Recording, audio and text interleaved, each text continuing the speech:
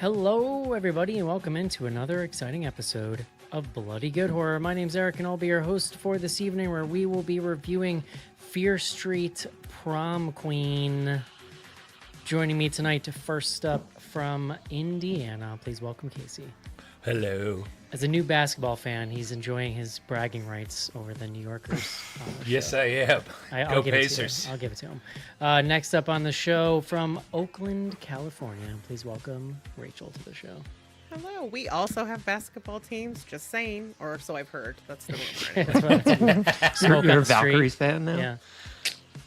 And last up tonight from Manhattan, New York City, he is the CEO of the horror section and, more importantly, the business manager of BloodyGoodHorror.com.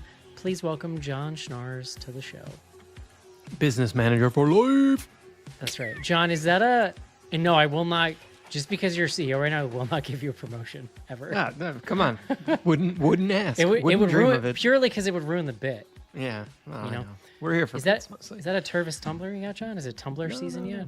No, it's just a pint glass. That's what I drink my water out of most of the day, most of the time. Love it.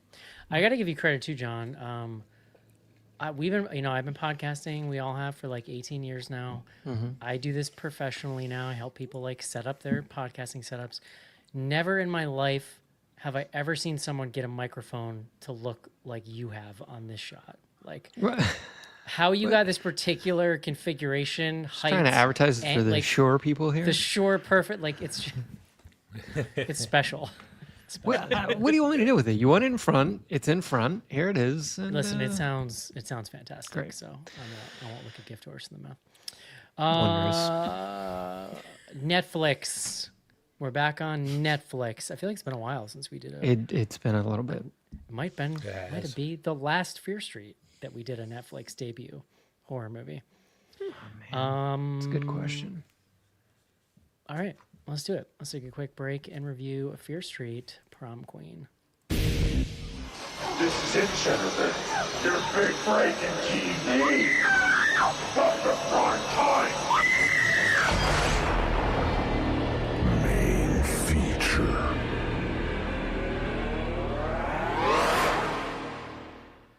I will say the microphone thing was like my only real topic to bring up tonight, John. It just I was I'm gonna thinking need about you to it go back to the well here. I was thinking about it in the pre-show, and I was workshop. like, you know what? I'm gonna save this for the show. Good God. I was trying to look at what the other, the last Netflix thing is, but I don't know. It's not coming up easily. So I did watch giving that up. movie with Taron Egerton and Jason Bateman, where he's like a TSA agent and they're sneaking a bomb on a plane. It might have been they cloned Tyrone. I think that might have been the last Oh, yeah. Netflix I did original. like that. Yeah, no, that like was a fun movie. That was Yeah. kind of cool. Watched that one a I couple forgot times. about that movie.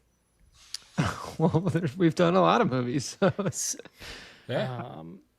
yeah, Go I ahead. did. I think that was it. All right. Well, please bring us the word of the day.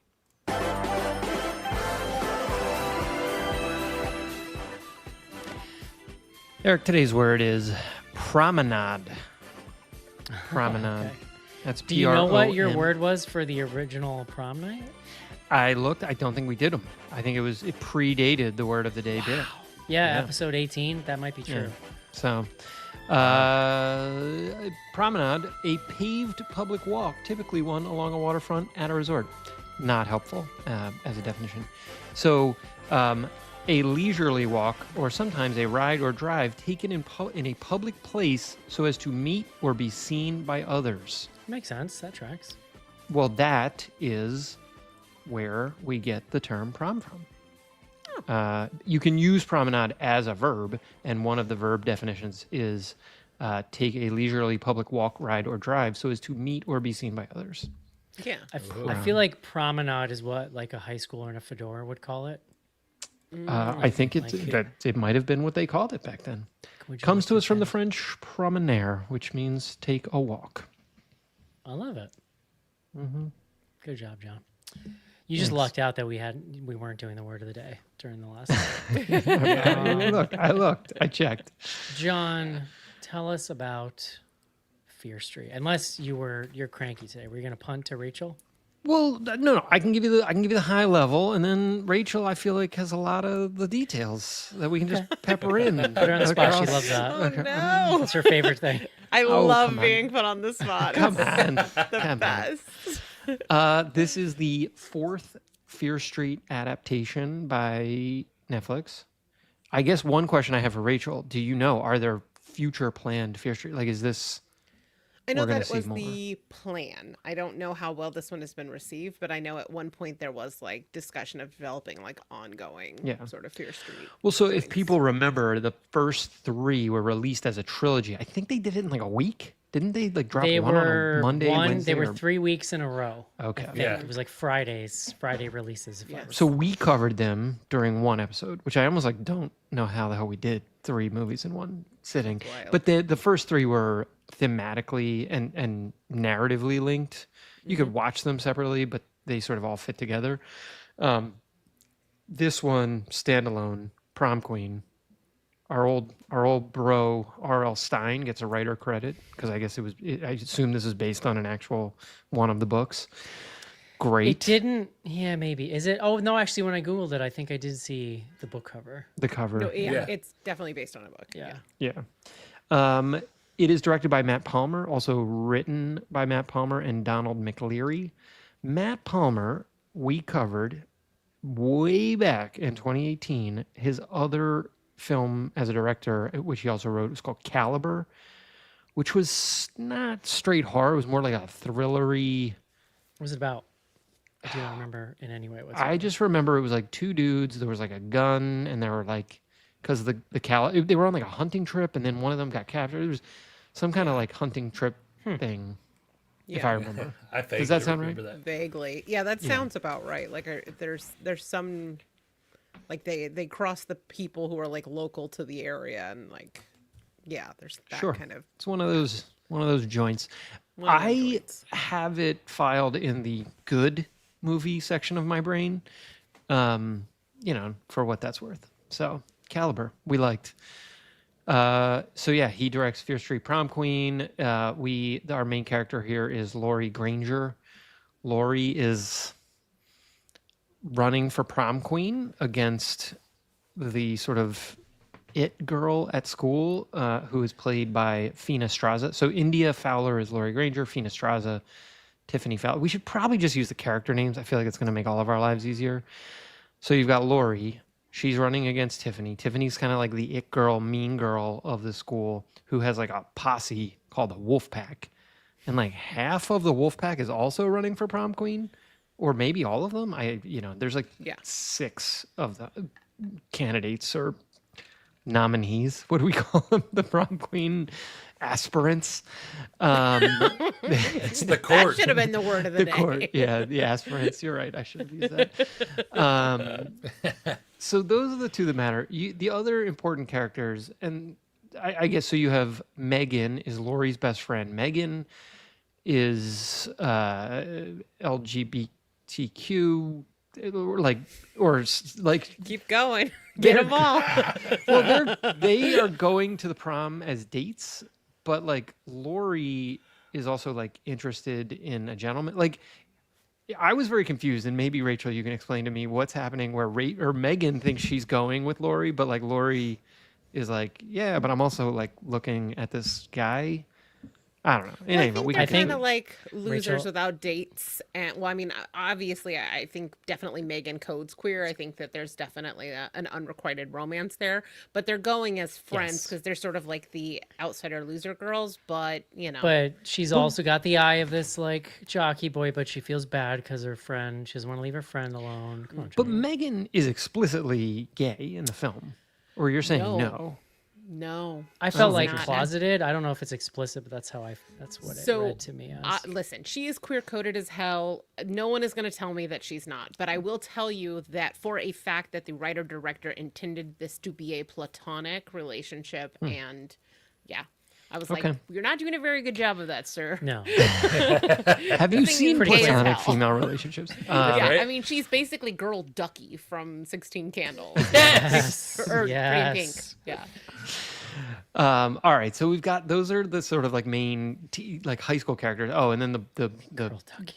jock guy is Tyler that Eric mentions. He's I can't. Tyler. Oh, you're reading the names. I can't believe you remember these names. No, I'm reading them. Obviously, Tyler is boyfriends with Tiffany, Yes. but sort of maybe has a thing for Laurie too. And like we'll see how it goes. The other I important think Jen characters. could keep up with VPR. I mean, maybe. You never know. Chris Klein making his return to my I love Chris movie watching experience. And then Catherine Watterson, they play Tiffany's parents who attend the prom. They're They just have there. chaperones, Like, John. Chaperones. sure. One's a but- teacher, and then the other one's. Oh, a chaperone. Chris is, you're right. Chris Yeah. Klein is a teacher now that you say that. Okay. And it was 88, so. Yeah, I don't know. I mean, There weren't other chaperones were parents bigger back there. then. I guess the only other character worth mentioning is Lily Taylor. Just, doing whatever she does in this movie. Just like being a red herring, like. well, Yeah. there's like a whole thing where she's like Jesus-y and like her son is also Jesus-y, but then I he's feel like also there like a was weirdo. plot that was cut. Like Oh. they set that up and then just goes absolutely. If they did cut nowhere. it was in service of having a literal perfect clean 90 film, which I'm on board with. No, there's a shot of Lily Taylor praying on her bed. Oh, yeah. And then she's wearing a cross, like whatever. We don't need to Oh, skip I I mean, forgot it's supposed about to be her. like Carrie's giving Carrie's mom. mom. Yeah. It's giving Mrs. Piper White. Laurie. Yeah. But like, now that you say that, Rachel, I do feel like there probably was a subplot chopped out. Oh, for sure. Well, Like, why introduce the kid and all that? Yeah, her son is Yeah. like a sort of character that never does anything. In any event, all right. So that's the setup. People start killing the prom court. One of the Ariana Greenblatt, who's in the film for like 5 minutes, she dies like first before the prom even happens. There is a murder, yet somehow like no one notices, and the prom goes on sort of like without a hitch. So I guess it was like before social media and like parents Yeah. didn't care where their kids were in 1988. Truly not. apparently. No, they made that commercial, John. Do you know where your kids Yeah, are? do you know where that's true? Well, and she was the one who Except was for that exact reason, because they she didn't. was also dating the guy with the motorcycle who was like out of high school, I think. So and dealing drugs. We saw a scene of her dealing drugs, and then she gets murdered, and you're sort of like, well, the drug dealer one. So Yeah. so yeah, that's people start dying. There's like a lot of mayhem during the prom. And we're all left wondering who will prevail in the race for prom queen. Love it. Casey, why don't you kick us off tonight? All right. So I did enjoy the first 3 Fear Streets quite a bit. I liked the whole event thing, and I thought they were fun watch. Nothing mind-blowing. So I was hoping for something similar on this, and it's not exactly what we got. This movie, I'll be honest with you, I watched this this last Saturday with my wife, and by tonight, it dawned on me I had to go read the plot on Wikipedia because I'd already forgotten most of this movie in the ensuing days. This movie is very forgettable, unfortunately, and it's just kind of a big mix of 80s pastiche and bad jokes and a couple cool slasher scenes. I mean, I did like some of the slasher scenes, just the kills and stuff. I was surprised by a little bit by how much blood there was, which was nice. But yeah, and there is nothing deep about this movie. And like we were talking about, there's obviously some subplots that have been cut out of here. Characters that show up that sound like they're going to have something, and then you don't see them again, like Lily Taylor and her son. Obviously something big, so that was annoying. But most of these characters are just kind of forgettable. And there's no depth to them. And to be honest, like Eric was joking to Schnars, how do you remember all those names? Oh, you're reading it. You have to, because it's really hard to remember which character's what in this movie. And by the end, I was getting confused, to be honest with you, because it started getting dark, and things are getting a little chaotic, and I couldn't remember who was friends with who, etc. That could be me, lack of paying attention, but overall, so this was kind of a stinker for me. Wow. Not The kind rare of. Casey like I mega know. fan. Rachel. Okay, so to your point, Can you start by Actually- saying how many times you've watched this movie, just so we're all clear? Like 3.5. Still blows my mind. I take my job very seriously. I know. I salute you. And by that I mean coming on here to talk shit about movies. No, I loved the first 3 Fear Streets. I know you guys are kind of like lukewarm on them. I freaking loved them. They got me through the early pandemic. It was like this rare moment of monoculture and It was cool that they did it as an appointment event. watching. Yeah. Yes, it felt like an event, and I love Lee Janiak, who was the writer director on those. I really feel like she did a great job of like weaving all these stories together. It was super queer and like surprisingly gory, Am I and I crazy? just loved it. Sorry, wasn't Flanagan involved with those on some level? Why did I think that? I've been walking around for 5 years thinking he had something to do with those movies. Probably he because did it's like a Netflix show. whole bunch of Netflix horror Yeah, stuff. maybe. He Yeah. just didn't Yeah. do My this one. He wires didn't crossed. do, but yeah. Why are you trying to diminish the work of a woman, Eric? Clearly. Jesus. But I thought maybe it was like, I thought maybe he had produced them or had some hand in just like I don't developing think them or something. so. I don't Anyway, think so. carry on. Anyway, so I was really looking forward to this, and I think if we're honest, it does not live up to those original 3.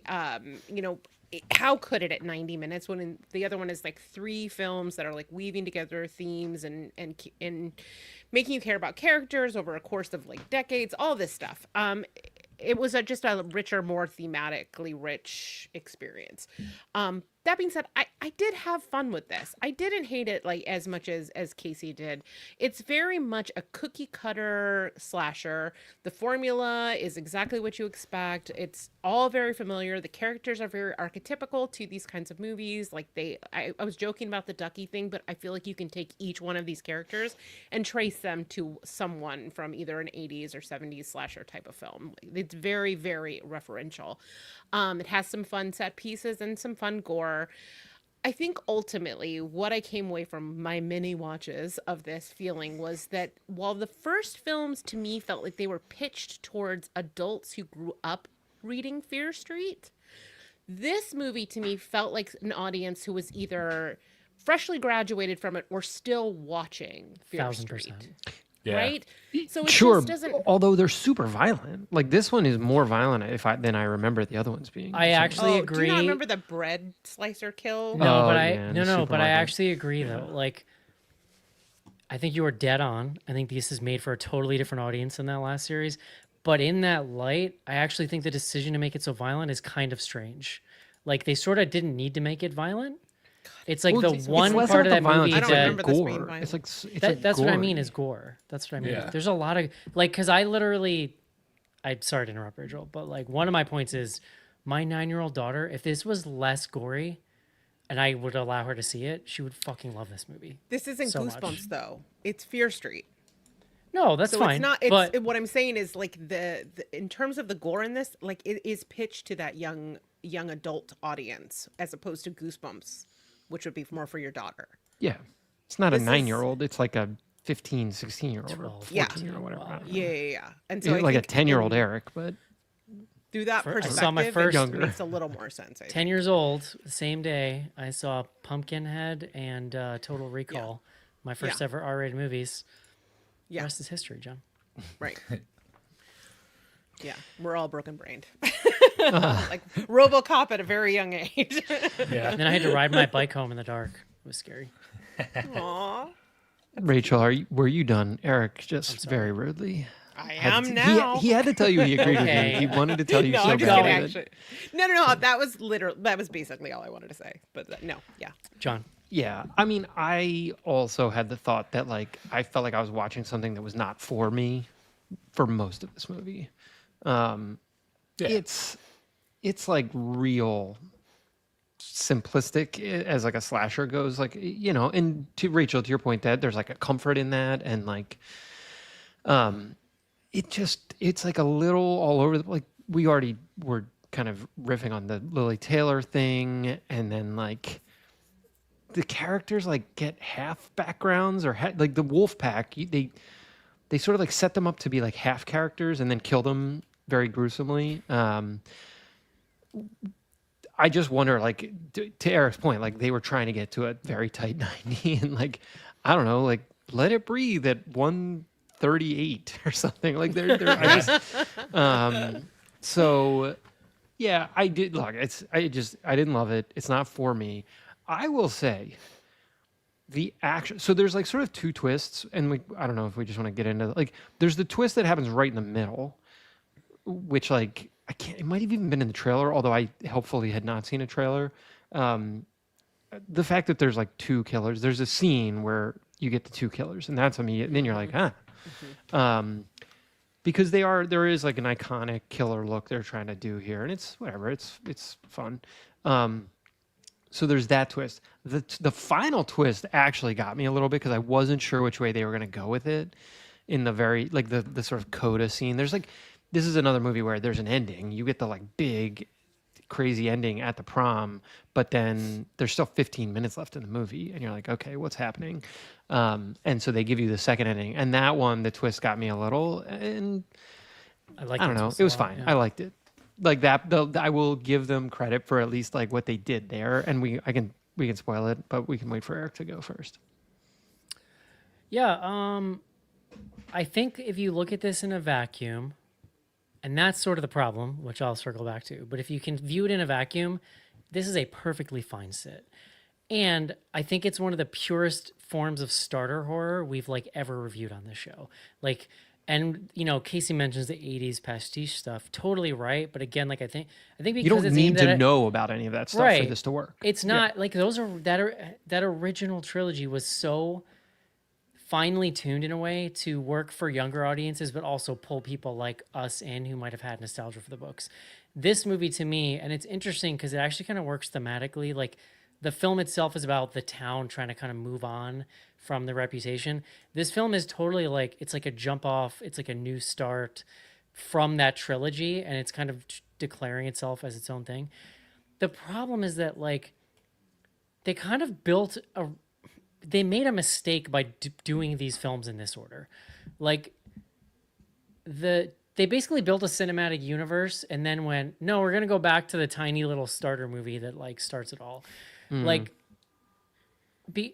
what's interesting about this one is actually deeply accurate to those books.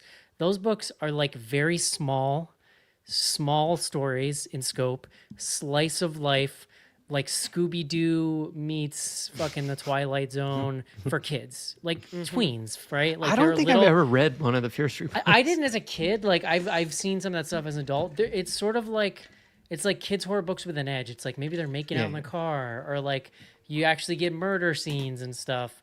They're like hornier. Like if you caught your 12-year-old reading this, you'd be like, what the fuck are you reading? I think we probably talked about it when those came out. Like I went from Goosebumps to the Christopher Pike books, and I just like never hit any of the Fear Street stuff.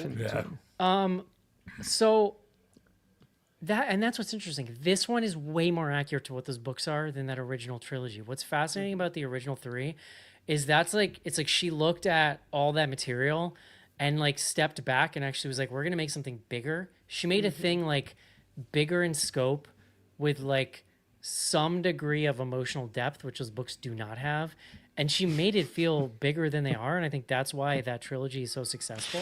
It's not flawless. Like, did you need 3 fucking movies? I don't know. But like, Yes. It's a little indulgent. They're a little shaggy in places, but it's like, Eric, we used to call that Netflix movie. Like they 100% had Netflix movie syndrome. But I'm fully on board with Rachel that like, what a fun little event during the pandemic. It was really cool to get them like 3 in a row. I actually remember loving the flashback one, the like period piece that was the third one. Yeah. And so I think in a world where you hear, oh, they're going to make Fear Street movies, and they put this out, you're like, oh yeah, that's kind of like Fear Street. That's fun. In a world where we're coming from that trilogy to this, it feels fucking crazy. It's like Zack Snyder problem. It's like you try to just make Justice League, and then you're like, oh, but now we're gonna go do whatever. I don't know. That's a stretch. Let's not go down that. The one thing it reminded me of, and I'm not saying this is a good or a bad thing, but Rachel, you'll feel me on this. It's like a very Pretty Little Liars kind of vibe. And that's another great example of like fully teen soap opera vibe with 80s horror tropes in a way that it's just totally aimed at kids. But like there is a certain kind of camp to like Pretty Little Liars is mostly camp. there's some of that here for me too. You mean honestly. the Gloria number? Yeah. And I just like I enjoyed it. And what I actually think would have been smarter, and listen, this is you can't do this now. I would have made 5 or 6 of these with a bunch of these little books and characters. Then you make, because the only thing that would have made that trilogy even more impactful is that in those scenes where you've got all the kind of killers like coming to life, if you actually had seen the movies that the killers were like, it in the case of those movies, you're just like, if you don't know the books, you're like, oh, it's skeleton guy and like this thing. Yeah. Like whatever. That's not. They're not playing the long game here, clearly. But like, I just think this is so hurt by those movies in a way that almost is like a kind of a bummer for me because this is more Fear Street than those movies are. Honestly, like those movies elevated beyond Fear Street, whereas this is like, yeah, this is just like doing what those things did. My two favorite scenes. I do really love the twist at the end. That scene is great. My favorite scene is when the killer busts into the prom and chops that dude's leg out from under him. Like, Yeah, that was chef's kiss. Dude, when Then decapitates principal- the kid who turns around and he just starts pushing through the crowd. I No love when notes the on that principal's scene. arm gets cut off, and then one of the kids like takes the arm Puts and it puts in it front next of to him. the principal. Yeah, I mean, like it could have used even more of that Well, kind of exactly. humor, honestly. But Well, you get the guy with his hands cut off trying to open in the door. There's Yeah. some moments. I So, I totally agree with I'm you a on little that part. 50-50. I've seen all of the like beef people have online, but I kind of get it, but I also think it's a little bit unfair just based on, well, unfair is not the right word. I think a lot of it's based on the expectations from the previous films. Yeah. And I think Netflix Yeah. kind of shot themselves in the foot with that. But but also that's 100%. Netflix don't give a fuck. Like they don't care. Like, That's 100% where I'm coming from. I think is Yeah. because I did enjoy those first 3 movies so much, and this was just a bit different. And I can see your point. it's a step what you're back in saying. every way. It's a step back in scope and feeling and yeah. I could see enjoying this more if this was the first introduction into Fear Street. Definitely. I don't know. I would say this also feels like a more sustainable model. Like if you wanted to just crank one of these out every 6 months to a year, it's small. Like this couldn't have cost too much, I would think. There's a lot. Well, there's a lot of people in this movie, like a lot of actors and big crowd scenes. Like that shit's Yeah. where it gets expensive. But like most of the movie is in that one room, is in that prom room. Yeah. With a lot of I mean, well, whatever. We don't need. I am very curious now that you say that, but it's Just use AI, John. I guess they're all AI actors. Netflix wants to tell. Can you people still that. find budget information online? Not for Netflix. Not. There's no way for Netflix stuff. I mean, I'd be shocked. Rachel would know. Rachel, what do we think? I No. don't know. Yeah. I don't know. I have no idea. That is not my wheelhouse. That is why I am not the business manager. I mean, same. I don't know what my own budget is, so. Yeah, I don't know. I kind of like the trilogy almost as like a framing device for these other stories, though, because if you think about where this is in terms of the timeline, this is between the first and second one, right? So it kind of gives you I didn't know that. Yeah, I mean, it's Until you just 88. They have Eric. They have dates in the name Yeah, of but I the didn't go movies. back and look. So there was like the 90s, the 70s, and then 1666, right? Interesting. So this takes place between those, and you get like a little moment of like you get a little Easter egg where like there's some graffiti that says something about Sarah Fear in it. But I think what you can kind of do is also sort of build out reciprocally, right? Like if you do all these little standalones, you understand sort of the temperature of the town and like where they are with Shady Side and Sunny Side and all that. And then you can also, when you go back and watch the other ones, it like, I think it kind of like adds to the tone of those and where everybody is with those when you watch it. I don't know. I've watched so much Star Wars, and like the way they've built the universe has been like back and forth, right? Films, standalones, like cartoons that backfill that like, when you pull a piece apart, maybe it doesn't quite work, but like eventually it creates like a very fleshed out whole.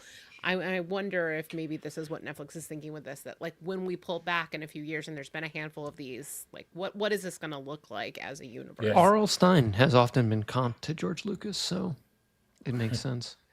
That dude is fascinating. He's such a fucking terrible writer. And apparently he had in his heyday, he just had like a mill of people that basically just like wrote in his style. I mean, now you would just do this now authors are getting caught doing it with AI, honestly, but like Yeah, Eric, I mean, I don't want to upset you, but like Michael Connolly and all these guys who crank out like a book or more a year, like, yes, there's call a me lot of- old, John, but I think people should write the books their names are on. The have you guys seen the Goosebumps movies, the new Goosebumps with I Jack saw the Black? first one. Yeah. Just He's the one in we it. did on the show. Yeah, he's like the janitor. He like shows up in them. Yeah. Yeah. Is he making Yeah. them? Oh, Well, you he's- mean R.L. R.L. Stein. Yeah. What's really funny about those books is like they remind me of movie novelizations in that like I've gotten recently into like 80s horror novelizations, and what they're doing is they're trying Why to take not? like the thinnest scenery and stretch it out so much, so they've got to get like verbose to just an absurdist level describing the simplest things happening. Like I'm literally 3/4 way through the Halloween 3 novelization right now. It's like the fucking greatest thing I've ever read in my life. You need to read the Gremlins one. Okay, have yeah. I will. You need to know about a pox on Mogterman. Like, it's But- a thing. That's what R.L. Stein's writing is like, right? Like every scene is just like, it's the worst shit you've ever read in your life. It's like reading the first Harry Potter book. No, I won't take that back. Oh, yeah. Like you can't impugn anything about Harry Potter these days. No reason to do that at the moment. I know it's complicated, but people love that fucking Harry Potter. But that first book is written by like a 3rd grader. I'm not. I just won't be drawn into this. We don't have the time. But Yeah. How brave! How very brave of you, John. I feel like no. I just What a bold stance you've taken today. you Trans warrior, John Schnars. all right. Rachel, John's still- not on the internet. He doesn't even know about any of that No, stuff. come on. I'm aware. You know what? You should have gone with that, John. It made you look better if you didn't know. No, I was just going to comment on the cover writing. stars. I don't. Jesus I'm Christ. not. I'm staying out of J.K. Rowling and her politics. Bold. Whatever. Strong. I'm still just trying to recover from the swerve of you guys trying to convince me this movie is good. It's a good sit. I liked it. It is a good sit. That is. Listen, when wait, I haven't say even mentioned that, this. This is what I'm talking about. I haven't even Yeah. mentioned this. The music in this movie fucks. Yeah, and I there knew are you were times excited. when people try to do an 80s soundtrack and they fail, like they don't get it. These people get it. Like for starters, Nobody did dance offs to Gloria. no, in not 88. that part. I'm talking about the soundtrack. Like I'm talking about the horror stuff. Like Casey, I was 6 years old in 1988. I don't know what people were dancing to, but like it starts and ends with a Power Glove song. John, I don't know if you know from Power Glove. Well, but I it's do like- because you sent it to us on Spotify. So It's hands down the best. In one era of Power Glove was hands down the best synthwave being made. My only beef with them is that like it's not beef, but like every one of these bands, this really wave of all this kind of stuff hit around 2015, 2016. All those bands now are making like 90s industrial music, and I'm like, this isn't why I am here. Like, do the thing. do, please. do the thing But- that I liked. They There might be my second favorite synthwave band after Hi-Fi. So you know you we'll go. find out. So yeah, I mean, like the soundtrack had me from the jump, and even the like, it sounded like there was also some like composed synth stuff that I also thought was just like spot on. So I really enjoyed that stuff. You know, it's got the neon look down. You know, I liked the set dressing of it all. But again, I think it's aimed towards kids. I don't think it's aimed towards people who actually know like where that stuff comes from. So can I tell you about my favorite part of the third act twist, the twist? Yeah, do it. So they reveal that not only the parents are the killers. That was the first reveal, that the parents are like murdering all the prom queen, the queen bee, to like not have her lose the prom. They were the like mom was really good. the mom, and then but the dad, Chris Klein, is like murdering these kids who are like his daughter's best friends. I mean, it's like pretty insane as just like a plot in general. It's insane. But I understand that's probably directly from the book. Then they reveal that the daughter is in on it, which allows us to have my favorite scene, which is when the daughter and the mom are both holding their knives and like threatening her, and the mom's like, "No, you go," and the daughter has like it's like a little baby knife. It's like it's literally like 1/4 the size of the mom's knife. I just loved it, the baby knife so much. So I did think the mom was good, and I thought her hair was amazing. I love the wig that they put on her, but it literally took me almost an hour into this movie to realize that was Catherine Watterson. I was like, "Holy crap!" Who is that? She was in the Harry Potter spin-off movies. Is where I know her from best. You'll know her from Alien Covenant. Yes. Oh, Eric, wait, how did you not clock her? Yeah. she's the one who's alive at the end. Yeah. Spoiler alert. Yeah. That didn't look anything like. Okay, that's wild. Yep. Guys, That's we her. didn't the one woman, young person, high schooler, I don't know how old Young she is. person. Is Hello, the young main people. character yeah. Hello, fellow kids. It's the main character from Until Dawn, which we saw like 2 weeks Yep. ago. Yep. Oh, Yep. Oh, I nice. was She's the one wondering that if gets like anybody killed clocked in. it. Yeah, she's the one that gets killed in the locker room. I was Boy, like, I recognize this person. Catherine Watterson is unrecognizable in this movie. That's actually wild. Yeah. Yeah. Oh, she was in Slow Horses too. Only 2 episodes. So yeah, good twist. Nice little twist. Is that canon? Is the twist, or is it, is that textual? Is it from the book? Oh, I don't know. I don't know. I don't know. I don't know. The If books are so, the books are funny. They're set up like I remember interviewing like 20 GD years ago. I was interviewing the guy who directed Pumpkinhead 3, which was a sci-fi original. And he was Nice. talking about how when you write a movie for sci-fi, you have to specifically write them with 7 cliffhanger beats for every For the commercial commercials. break. Yeah. That's exactly what these books are like. Every single chapter has Yeah. but some of them are like the most ridiculous shit you've ever seen. Like it's literally just to get you to the next page, and they're like, "Just kidding," and then they just like move on. I love that. Teaches Well, the joy of reading. I was gonna say earlier, like with Rachel talking about the little universe that they were trying to build out here and what that might look like. I could see this working better as a TV show.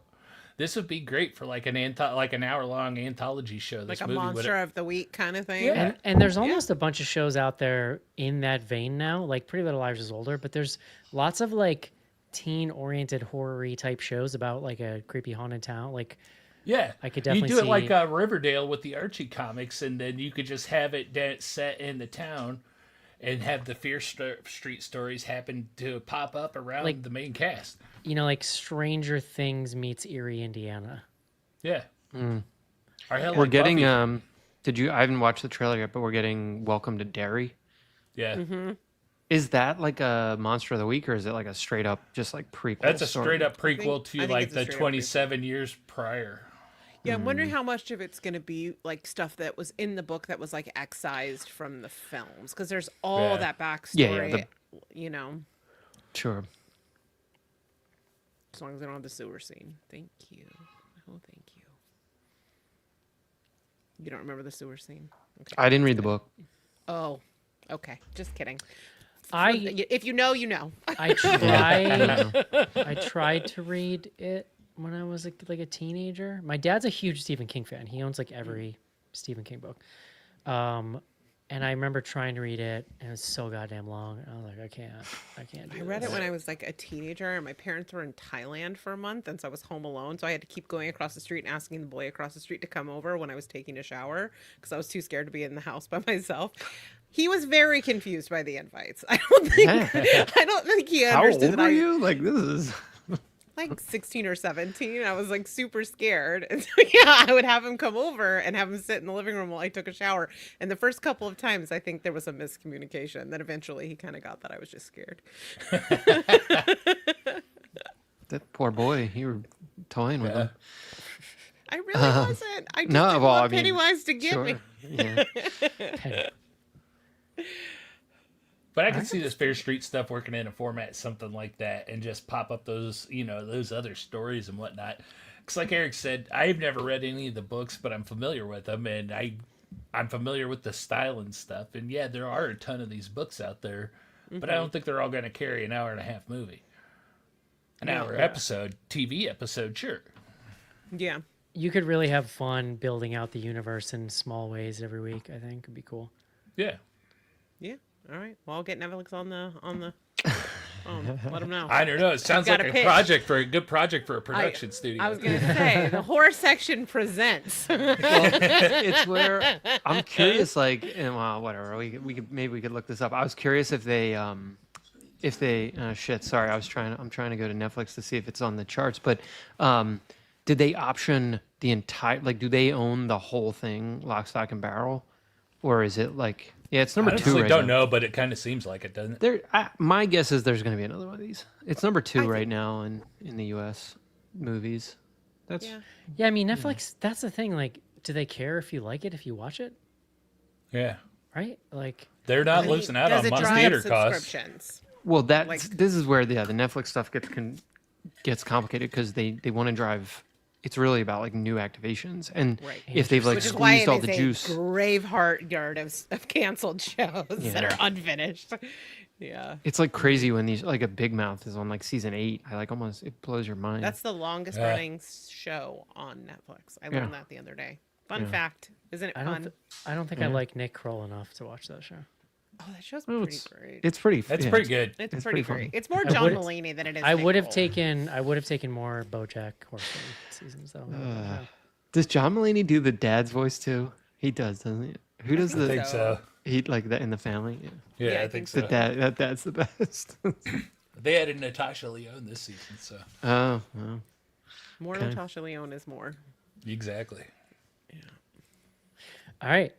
Would you recommend Fear Street, Casey? No.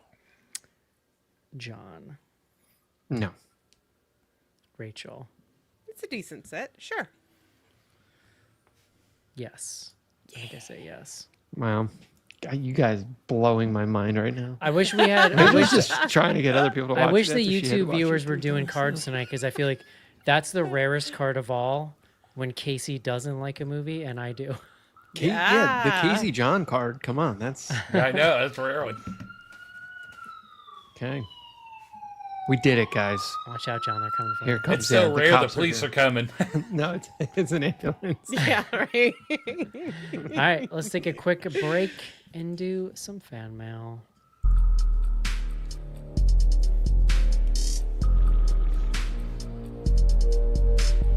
Send feedback to info@bloodygoodhorror.com or on Twitter using hashtag AskBGH. Join Patreon to get back episodes and much more. Patreon.com/bloodygoodhorror.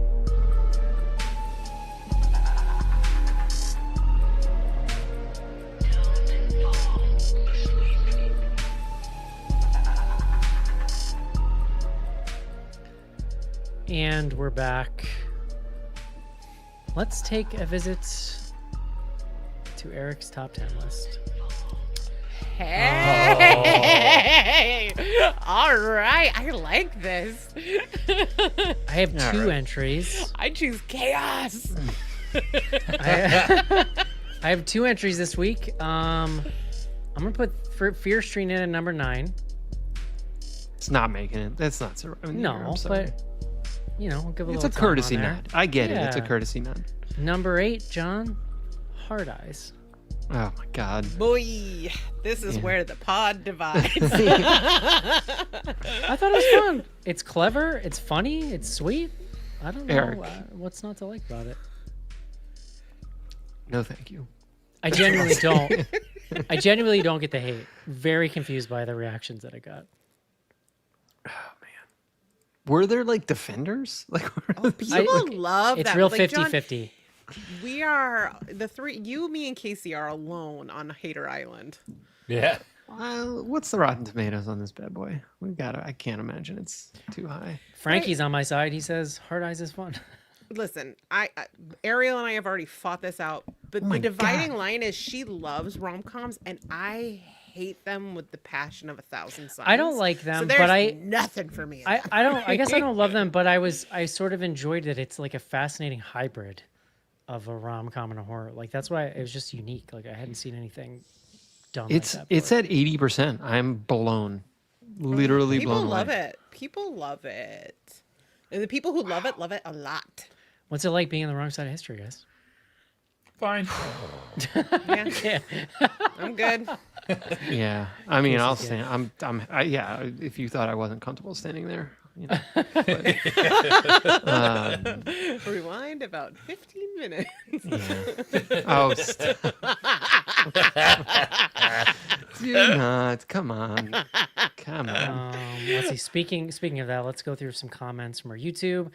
Don't forget, you can watch us live on YouTube by going to patreon.com/bloodygoodhorror.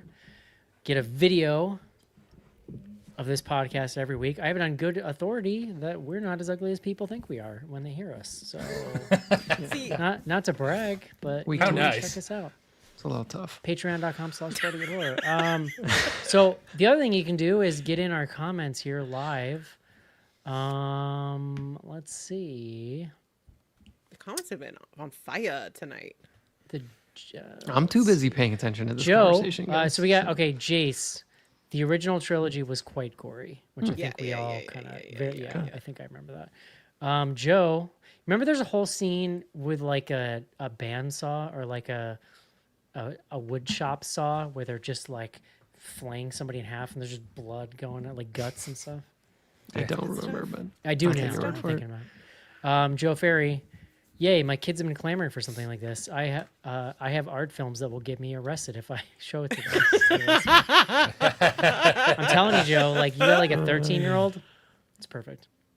Like anybody else says that, I'm like, exaggeration. You do have to be comfortable with Joe, I believe. violence, I think. So you got to like make that judgment call for your kid. Like it's gory enough that I would think about it, depending on the age.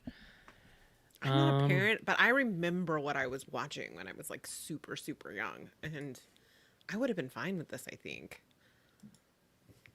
I mean, but my parents didn't know I was watching R-rated movies at 10. I would do that at guess my that's other true. friend's house whose parents didn't love them. So I didn't watch them at home. My parents didn't love me. Why do you think I need this so much, guys? fun fact Give me fun fact about that need. night that I watched Total Recall and Pumpkinhead. So I had to ride my bike home down this street with like no lights or anything. It was like through the woods. And when I started getting to where the houses are, a dog ran out from my house and chased me. And I was like screaming bloody murder, riding my bike as fast as I could up a hill, which first of all was slow as shit on my bike. My mom could see me from the porch and was watching me totally helpless. Wait, what happened? Did the dog just stop eventually? Kind of gave up? I genuinely don't remember. It must have stopped when it got to our yard or something. Because I basically like, I didn't even turn to go up the driveway. I went straight. We were on a corner lot. I just went straight into the yard and then just like dove off the bike into the house. Your mom had to get rabies shots for like 3 months. So you just like forgot. Never forget that night. Oh my God, amazing. Dottie says, the only Fear Street book I ever read was the first horror. It messed me up as a kid. LOL. Joe Ferry. But how many needle drops were there? A lot. There's one. There's at least one, maybe two. I don't know if there's actual needle drops, but the music stops at the prom. Frankie, Michael Connolly doesn't write his own books? What? The thought is so much scarier than this movie. I know. Look, I Everybody shouldn't catches say strays. I don't know Michael Connolly one way or the other, but there's a lot of production there, and I'm pretty sure there's other folks involved. Let's just say. Joe Ferry, business manager and trans warrior, does have a ring to it. Get him, Joe! I don't need Get this. him!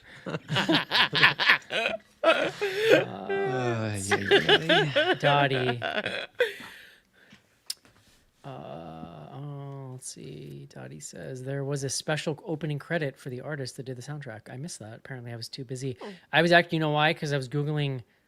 I knew this song, so I was Googling the soundtrack to see who it was, and I was like, it's Power Glove. Just By the way, Shazam Power it, Glove, bro. if you're going to look for Power Glove, it's 2 words. Not one. There's another band named Power Glove. Terrible. Don't want- get confused. Yes, don't get confused. It's 2 words, and the album you want to look for is called Playback from 2019. This song comes from an album called Throwback. 2 backs, apparently, also in 2019. Very good. Did they do a Smell the Glove album, or they sort of left that? No, they did front back. Rachel, can you read this? Because I don't understand this lettering he's got from Frankie. Rachel, I know the sewer scene. My pet theory is that Stephen King's horror is about SHIT, sewers and all. Yeah. Thoughts? Are you having a stroke, Frankie? I don't You even smell know what that toast. is. David, I thought that was some kind of inside joke thing. Do you Yeah, understand? I mean, if it is, I'm on the outside. But yeah, the sewer scene, if you know, you know. It is Stephen King always like dances on the problematic line, and that's the one he danced over the line on, where you're like, Here you go, That was a Chase. big one. Nobody noticed Rachel playing with her hair while talking about Natasha Lyonne. my girlfriend. Yes. I play with my hair when talking about Natasha Lyonne. What are you talking about? Yes. Yeah, that's it. And then just people tell people who like hard eyes. What? Message from Jace. Oh, stop it, Jace. Is this real? No, he's bullshitting. he's messing with you, right? My cousin plays bass in Power Glove. He'll be devastated. There's no way that's real. True. Anyway, Casey, what do we got on threads? We got one thread out there this week, coming from Calinot. Where is your line between not taking itself too seriously and trying way too hard to be so bad it's good? I generally think camp is better when it's unintentional, but Yeah. there's a little bit where you can try to lean into it, but it only works when the actor is taking it the job seriously. It's hard to describe. Like Josh Hartnett in Trap. That movie, that's a fascinating instance where, like, I don't know if anyone else knows they're in a bad movie, but Josh Hartnett does, and it's beautiful to behold, like his performance in that film. I mean, it is a hard line to cross. I mean, like Tucker and Dale is like a perfect example of it done right. Because it's all about the timing and the usage. Like, you don't want to overuse it and pound it, but you want to have enough to make it, feel correct. Yeah. It's a Tucker hard and Dale's thing to like- master. Tucker and Dale's like satire almost, Yeah. though, right? Yeah. Like there's a knowingness to Tucker and Dale, whereas I feel like good camp has to have some degree of not knowingness. Like you have to, on some level, not know what you're doing. I feel like It can No, be I mean, if manufactured, you- but it's a fine line.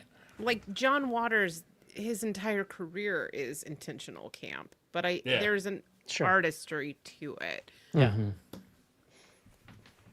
Yeah, because otherwise it just becomes like hackneyed and Yeah, but didn't he an also 80s work with a lot of pastiche. people that were like sort of underground people, like actors and yeah. you know what I mean? For sure. But I mean, like, Divine is camp. She is camp to the extreme. I'm trying to think. I mean, I think that's an interesting question, is like, where is the line, right? Because But it's in the eye of the beholder at a certain point, right? Like, Yeah. and it's also about the circumstance sometimes of like, I think you can see things they can be presented in certain ways, and it heightens the experience of the camp. maybe Yeah. maybe it's sincerity, like maybe that's the divine, like, because Josh Hartnett is like, he's so sincere in that performance, and that's what makes it camp. And then also, so is John Waters. It is like this trash aesthetic, but it's played with if not like a sense of authenticity, like a sense of sincerity. And I wonder Right. if that's actually the dividing line. I see. But for that's me, always intentional. To Eric's point about it being unintentional, like yeah. things Right. that end up as camp unintentionally, it's like a different category almost than like what John Waters is doing. It's going to be Yeah. interesting to see the new Megan film, because the first one Oh, was my like Lord. accidental camp, and now they're leaning. They're all leaning the way so in. hard Is into it it. going to? I know. it- Yeah, gonna to me, go- the thing with the manufactured camp comes down to subtlety. Like, you got to be subtle with it. You can't hit your viewers over the head with it, and you can't overload it, because then it becomes tiresome. So you have to have that right balance to be able to sneak that manufactured camp in there in the right place and not overdo it. Yeah. because otherwise it feels like you're trying too hard. I'm trying to remember that you sent me that that reel, Eric, where we were talking about like queer language, or it was talking about queer language and like the way that camp impacts that. I'm trying to. He said really profound things, and I can remember none of That's them. why I sent it to you. Smarter than I could say. Frankie, my favorite thing about camp is nobody can ever define it. There you go. The There you defining go. characteristic of camp. Yeah, it's just like it's a feeling you have, like Schadenfreude. All right. What else we got, Casey? That's it for threads. All right. Let's see.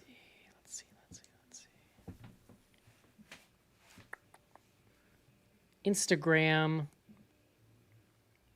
We actually got a ton of questions. Let's see. Is from Montreal, is high school the most horrific part of life, or is adulthood worse? Someone skipped junior high. I think high school, well, yeah, adolescence is like, Boo. no, hands down is worse, because as you get older, you just become more comfortable in your own skin in a way. And like, hopefully you're working on your shit too. So like, I believe you get more comfortable in your skin as you get older. The horror of high school is like being both awkward, not confident in who you are, and essentially being thrown into like an alligator pit of it, people with all the same insecurities, some of which are fucking mean. And like, to me, high school is a fucking nightmare. Adulthood is fine. It's not fun. High school is more fun, but it's way more painful. To me, adulthood is less fun, much easier to deal with. That's how I feel. That's fair. I feel like when you're young, you feel everything so intensely, and there's a horror in that. Yeah. But then as an adult, the only thing I still feel intensely is anxiety, and there's a fucking horror in that as well. Like I The wish knowing, I felt... there's a horror in the knowing. Is that what you're trying to say? Yes. Yeah, that's fair. Yes. That's fair. Like It's hard not to know things these like, days. That's like body horror, and this is like cosmic horror.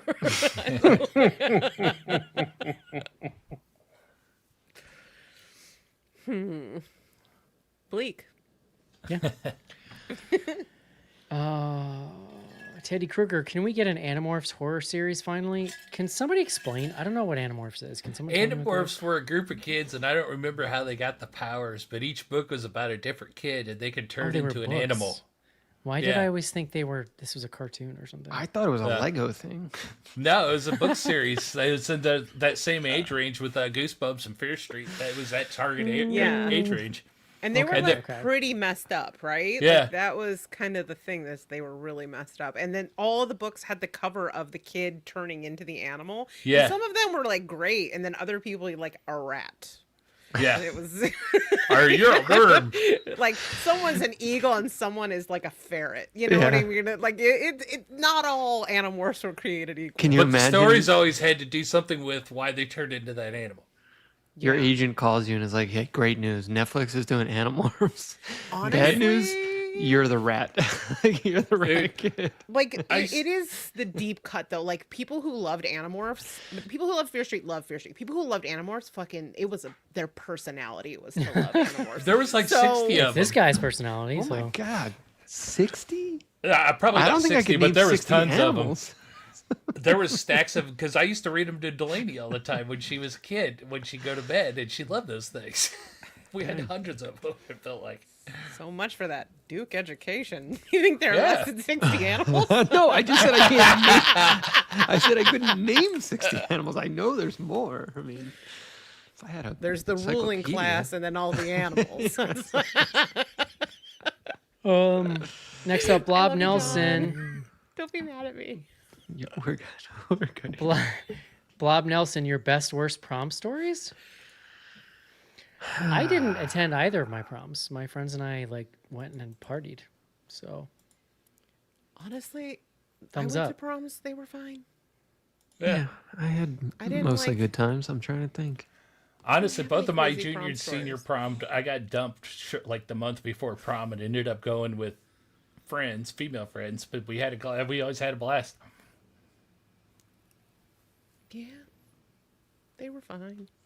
Did you guys have them in your school? Ours was.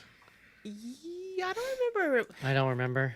Ours was at My like a prom local might have been somewhere hotel. else. It was like in a Yeah. hotel ballroom. Yeah, but the Some rest of the them, like schools junior around prom us was did that. definitely in the gym. Well, yeah, ours well, was in the gym. the other school dances were all in the school for sure, but yeah. sock Next hop. up, Oh, by the way, real quick, there were 54 Animorph books. Wow. plus 10 companion books to Jason. Yeah. Jesus. Yeah, see, Jace gets it. From NM Surich, would you rather relive prom in the 70s, 80s, 90s, or now?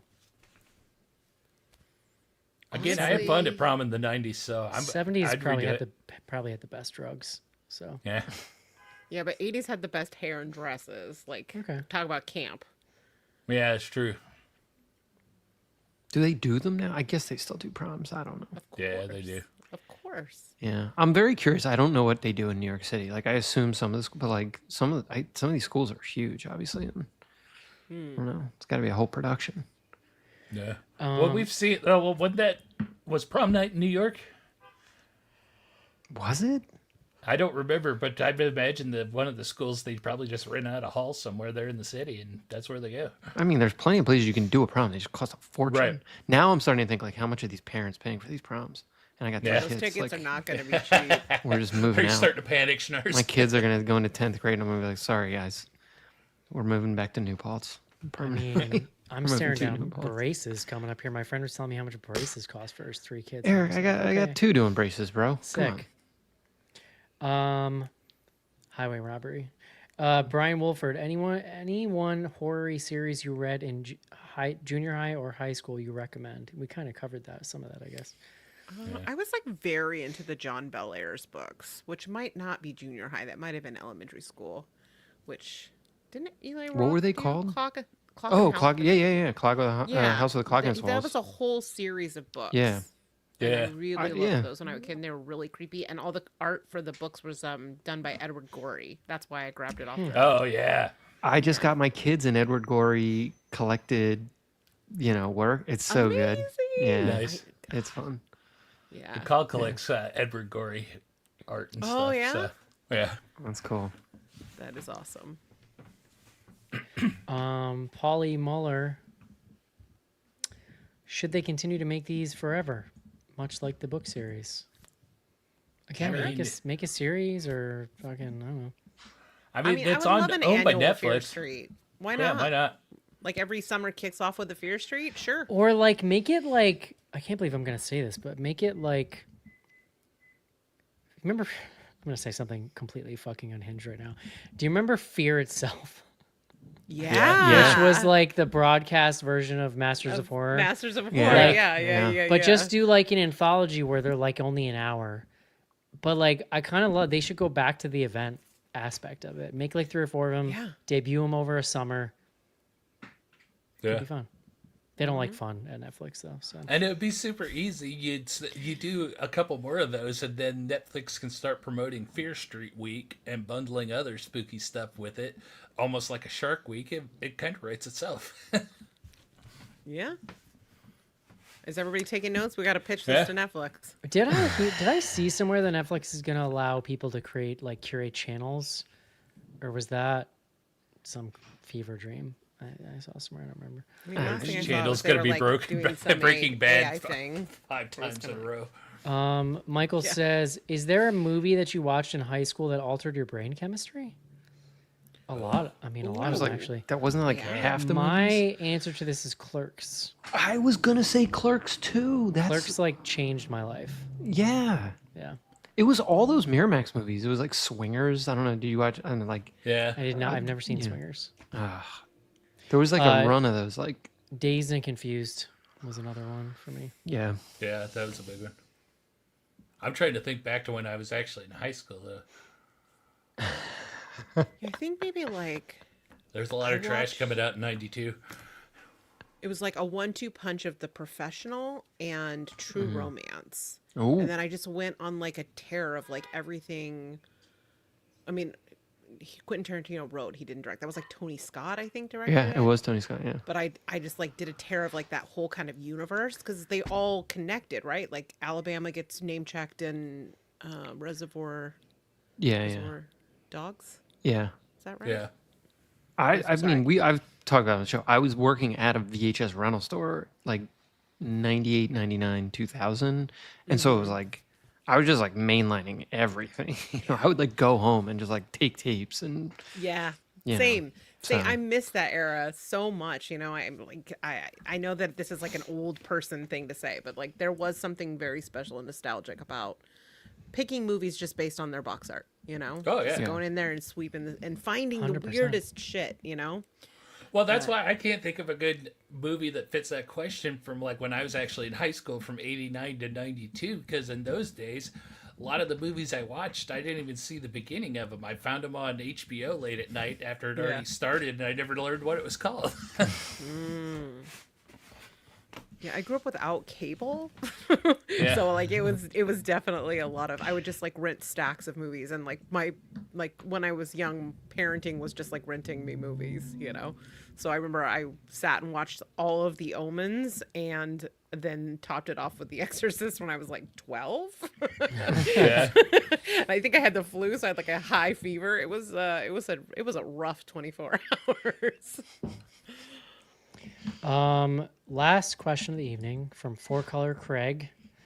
John, this is our friend who wrote about the horror section in BGH and Vice. Yeah. This is the reason that Fart My House, dude. Fart Yeah. House has been inducted into the Vice. Yeah. halls. It's on the internet now. You can now search for that term and it will pull something. There I you go. love that. Just Vice Fart House. Just Yeah, Vice. First site, hit, baby. Vice.com.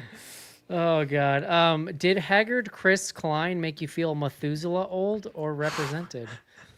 I have a weird soft Represented. spot. I have a weird soft spot for Chris Klein. I have no idea why, because I don't know if he's done anything outside of like I'm sure he's been in stuff, but like I'm ready for him to have a like Devin Sawa / Josh Hartnett millennial renaissance. I'm ready for it. Yeah. He was in Election too. He's like one of the. Yeah. I was looking. Yeah. Yeah, I always liked him. It's just he was always that guy who is always, nice to see him in a movie. It's not the guy you went to see the movie for, but Yeah. Yeah. I think he was That's a a little good way to troubled. put it. yeah. So like to see him show back up makes me happy. But Yeah. he's not like I don't have a connection to him where I really feel like my like looking at him like clocks my age. There are other people like what I'm grateful for is Lily Taylor hanging in because she looks fucking great. Yeah. So yeah. I can keep hope alive. Yeah, Chris Klein he hasn't done that much stuff. Like it's not like there were like a bunch of movies we've all been missing. Yeah. So he was in Street Fighter: The Legend of Chun-Li. I forgot that was even a thing. I- Seen me that? too. I haven't seen There's a that. new Street Fighter coming. You know that, Oh, right? really? No, I didn't. Yeah. know It's that. exciting. It's gonna have like Roman Reigns in it and Ooh. Jason. WWE. Now you're Momoa. talking Making Eric's it? language. Yeah. Nothing could ever in a million years beat that original Street Fighter movie, but Talk about camp. Talk I about like, camp. and I actually, That's the unintentional. For I think sure. this came up recently, but I dug that Mortal Kombat movie they made. I'm looking forward to the next one. There's sequels October 24th. Yeah, there we go. Frankie, how old is too old to go to prom? If you're invited. And Jay says, I believe someone attended my prom with their 24-year-old boyfriend, so I would say younger than that. Yeah. Yeah, I I don't think know. if you have a diploma, you're too old. If you're out of high school, I you can't tend go. to agree. Like maybe if you're like 1 year out, And or you know. GED. Yeah. When you're, Dude, once I went to college, You you go to couldn't the call me after fucking party. dead at a prom. you go to the after party. Yeah, if you're, you like, can be in a relationship though with someone they're I 18 give it- and you're 19. Like I'm like sort of like okay, Yeah, I but was going gonna to say like 2 prom years out is- because of that. yeah, fair. Rachel, I- I'm not gonna argue this point. You fine. I'm happy to Oh, concede. now we take a stand. Okay. No, I'm conceding. I'm not taking a stand. No, you're right. He's laying down. Yeah. What is the movie next week? Tell me this name. Bring her back. Bring her back. Very nice.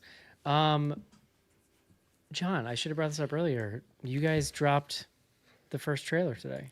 You For, guys, the horror section. The first horror section acquisition. Stay there. Yeah, our Yes. film Jimmy and Stiggs from Joe Begas who comes did out. VFW. Yep. Christmas Bloody Christmas, Bliss, the movie's out August 15th, hopefully in a theater near you. Call your local theater and demand that you want a screening, and we will gladly oblige. But yeah, the trailer is on the internet as of today, May 28th, and it will be in front of Bring Her Back at many theaters around the country. I love it. How many theaters is it hitting? Did you say? We don't know. I mean, TBD. We're working on the bookings now. Tickets will go on sale July 9th. And yeah. Love it. Super cool. Follow the Horror Section Studios on Instagram. And that movie looks bonkers. It's pretty, I didn't really know what to expect. It was not that. It's pretty bonkers. I mean, I promised puppets, and There's puppets puppet. were I didn't delivered. catch the puppets. I I'm really in. think we need to pack theaters, and not just because you're my friend, but it feels like a movie that is going to be such a fun one to see in a crowd. It's a party movie. Yeah. This is a party movie. I can guarantee you a party movie. So yeah, it looks like it'd be great for like a con festival screen for sure. they had they were in Texas on Saturday and had a sold out screening that went well. So I think Nice. 2025 is the year I realized like I'm into puppets. I'm into puppets. yeah, you're a puppet guy now. Yeah. The Vortilac just broke it wide open for me. I see Yep. so clearly now what I did not before. So Okay. here we are. Maybe it's time to revisit Meet the Feebles. I couldn't finish that one. You ever seen that, John? Yes, that was another one of those like probably in like early high school, maybe even like late middle school. I feel like it was on Yeah. HBO back in the day, a fair bit. Yeah, that was I'm like a just gonna watch college. Dead Alive again. Oh. That'll be fine. Yeah. Love as well. I feel like that has a puppet in it. Is the kid ever a puppet? Well, it has Then the, there's the it has the big- rat thing. Yeah, yeah. The rat also- and the baby are different. Well, the baby goes back and forth between being an actor and a puppet. And there's also Mom. Yeah, I don't. You know what's funny? Like, I recognize that film as being as good as everyone says it is. I would never just throw on Dead Alive to just chill and watch a movie. Yeah, oh, that's fair. It's just not a. It's not a vibe I'm into. I don't know, but it's Well, great. that was before you were into puppets. Yeah, Maybe you now would feel exactly. differently. You gotta. That's true. You might have to I guess revisit. I got to revisit puppet movies now. Just- Yeah. Yep. Puppet Master. All the puppets. Remember Freaked? There's puppets in that movie. Oh yeah. Yes, we're just gonna name. Let's name some puppet movies.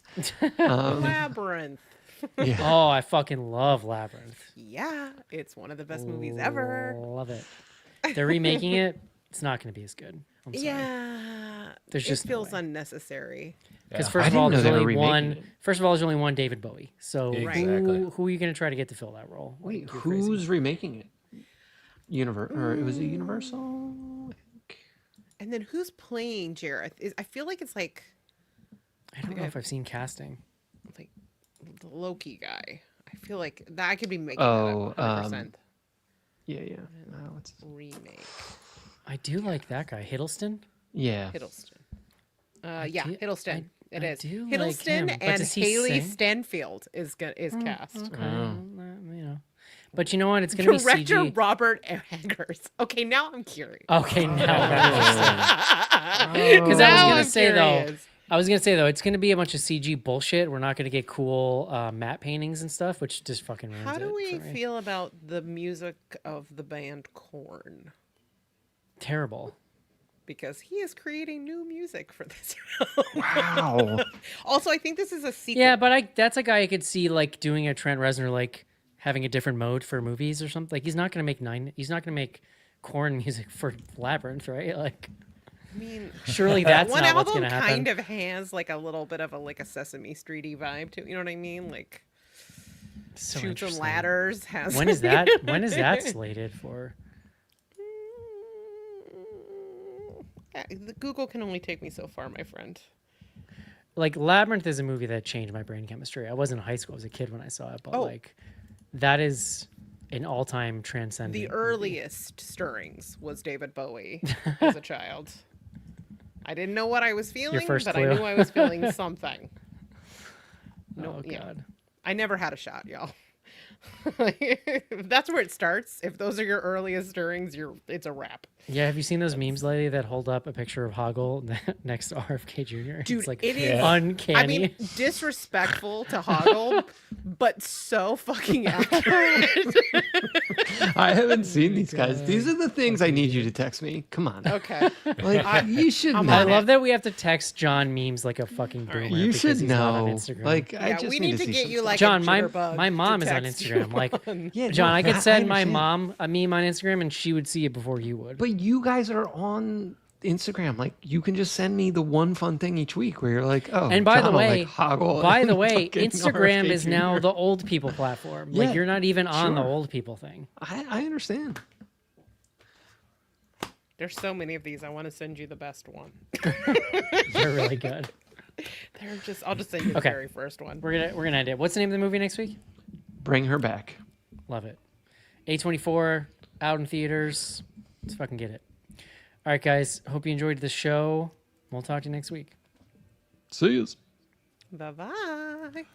Bye-bye. You see it? Wow, that's great.